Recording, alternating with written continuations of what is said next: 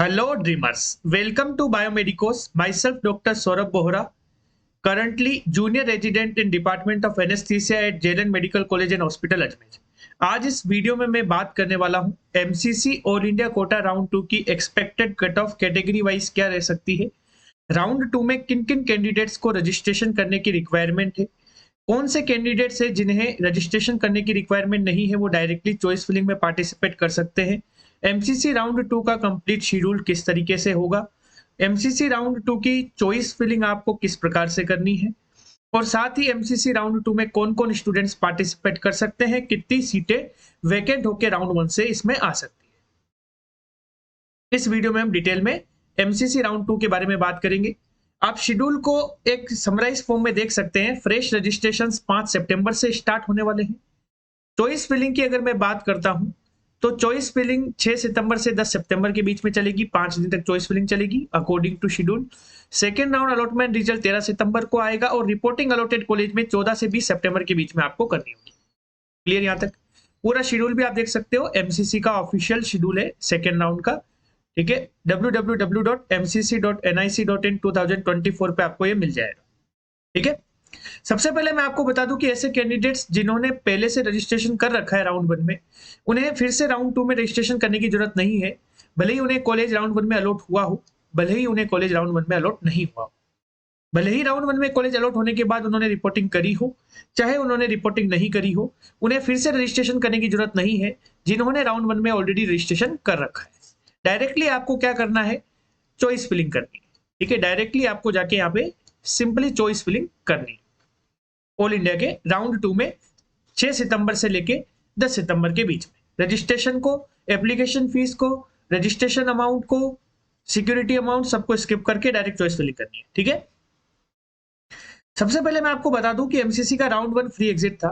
Free exit का मतलब है कि सीट अलॉट होने के बाद भी आप उसे इजीली छोड़ सकते हैं, आपकी सिक्योरिटी मनी फॉरफिट नहीं होगी। इसीलिए ज्यादातर स्टूडेंट्स एमसीसी के राउंड 1 में जिन्हें सीट अलॉट हुई थी, अब स्टेट्स के रिजल्ट भी आ चुके हैं। कर्नाटक, केरला, यूपी, उत्तराखंड, राजस्थान, दिल्ली आईपीयू सभी के रिजल्ट्स डिक्लेयर हो चुके हैं। तो राउंड 1 में स्टेट से सीट मिलने के बाद most of the students state से सीट लेते हैं, तो एमसीसी के राउंड 1 की सीट को फ्री एग्जिट कर देते हैं। रिपोर्ट नहीं करते हैं तो वो ज्यादातर सीटें जो होती है वो वैकेंट हो जाती है और राउंड 2 में आ जाती है, ठीक है। तो मैं आपको एक बार आइडिया से बता सकता हूं कि कितनी सीटें लास्ट ईयर वैकेंट हुई थी और कितनी सीटें इस साल वैकेंट हो सकती है। ये ऑफिशियल डाटा है एमसीसी का। 2023 में टोटल ऑल इंडिया कोटा में एमसीसी में 10,255 गवर्नमेंट एमबीबीएस की सीट्स थी, जिसमें all India quota, JIPMER, AIIMS, BHU सभी सीटें इंक्लूडेड थी। ESIC medical colleges 10,255। अगर अपन बात करते हैं राउंड 2 में जो सीट मैट्रिक्स आया था 2023 में, दो टाइप की सीटें देखने को मिलती है, क्लियर वैकेंसी और वर्चुअल वैकेंसी।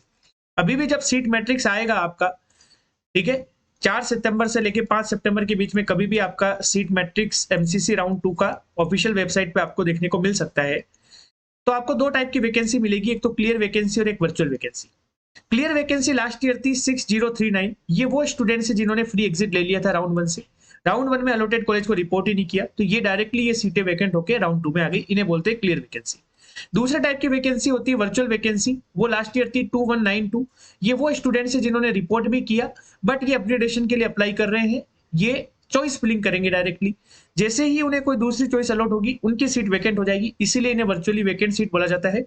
लेकिन 6039 जो सीट्स है वही आपके लिए एक्चुअली वैकेंट सीट्स है।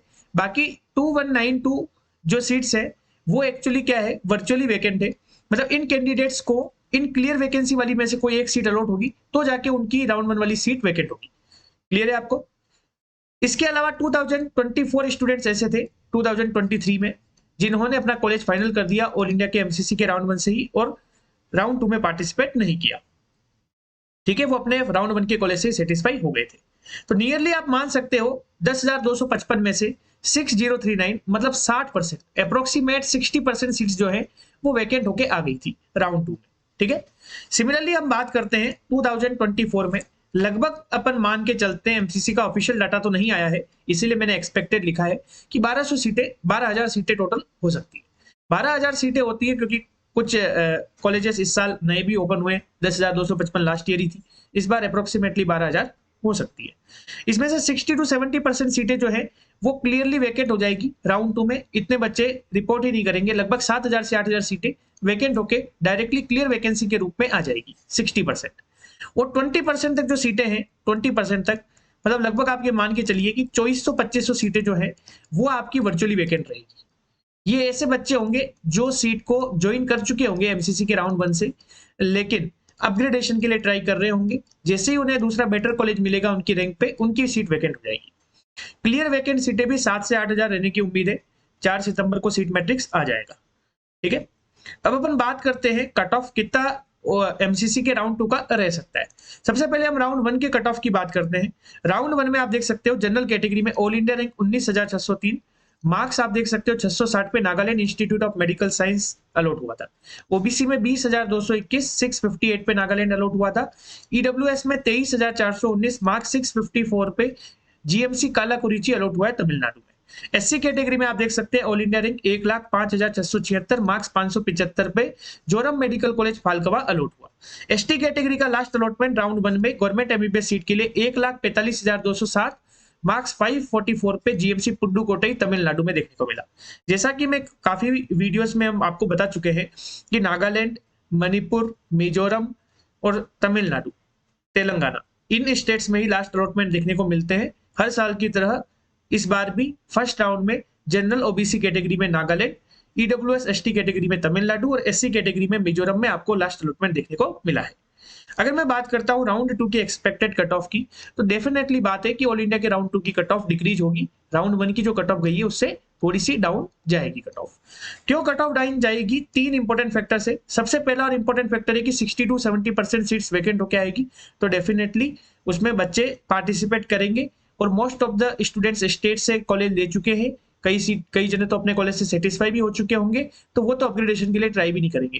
तो डेफिनेटली अगर 2000 बच्चे भी अपन मान के चले कि स्टेट में सेटल हो गए, तो 2000 रैंक तो डाउन जाएगा ही जाएगा कट ऑफ। तो 60 to 70% सीट्स वैकेंट होने की वजह से कट ऑफ डाउन जाएगा। इसके अलावा कुछ मेडिकल कॉलेजेस को राउंड 1 तक परमिशन नहीं मिली थी। अब कुछ कॉलेजेस ऐसे होंगे जिन्हें राउंड 2 में परमिशन मिलेगी और वो न्यू कॉलेजेस की 15% सीटें ऑल इंडिया में आएगी।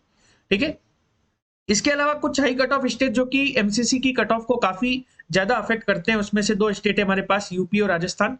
इनका कट ऑफ भी लास्ट ईयर की तुलना में थोड़ा डाउन रहा है। तो डेफिनेटली ये स्टेट्स के जो बच्चे हैं वो भी अपने स्टेट में ही लेना प्रीफर करेंगे, तो एमसीसी की कट ऑफ डाउन जाने की उम्मीद है। ठीक है, जैसे आप देख सकते हो राजस्थान में फर्स्ट राउंड में जो अलॉटमेंट है गवर्नमेंट एमबीबीएस सीट पे ऑल इंडिया रैंक के अकॉर्डिंग 13,197 रैंक पे देखने को मिला है, मार्क्स है 669। ठीक है, लेकिन यूपी का कट ऑफ ड्रास्टिकली डिक्रीज हुआ है 23,776 यूआर ओपन में, और गर्ल में 23,670, मतलब लगभग 23,500 रैंक तक आपको कॉलेज यूपी में फर्स्ट राउंड में अलॉट हो गया है। यूपी में 7 मेडिकल कॉलेजेस नए भी इस साल ओपन हुए हैं। Autonomous state medical colleges Bijnor, Bulandshahr, Sultanpur, Lalitpur, Kanpur Dehat, इस तरीके के पीलीभीत 7 कॉलेजेस ओपन हुए हैं। और यूपी का कंपटीशन थोड़ा सा डाउन दिख रहा है, फर्स्ट राउंड की कट ऑफ काफी डाउन गई है। ठीक है, राजस्थान का भी लास्ट ईयर के इक्विवेलेंट ही कट ऑफ रहा है। अगर मैं ऑल इंडिया रैंक के अकॉर्डिंग बात करूं, स्टेट रैंक के अकॉर्डिंग 200 स्टेट रैंक तक डिक्रीज हुआ है। ठीक है, तो राजस्थान और यूपी का कट ऑफ डाउन जाने की वजह से ये ऐसे स्टूडेंट्स होते हैं जो एमसीसी में सबसे ज्यादा अलॉटमेंट लेते हैं। इन स्टूडेंट्स को अगर इतने स्टेट में सेटलमेंट मिलेगा तो डेफिनेटली ये ऑल इंडिया कोटा की सीट को वेस्ट नहीं करेंगे, ऑल इंडिया कोटा से कॉलेज लेना प्रीफर नहीं करेंगे।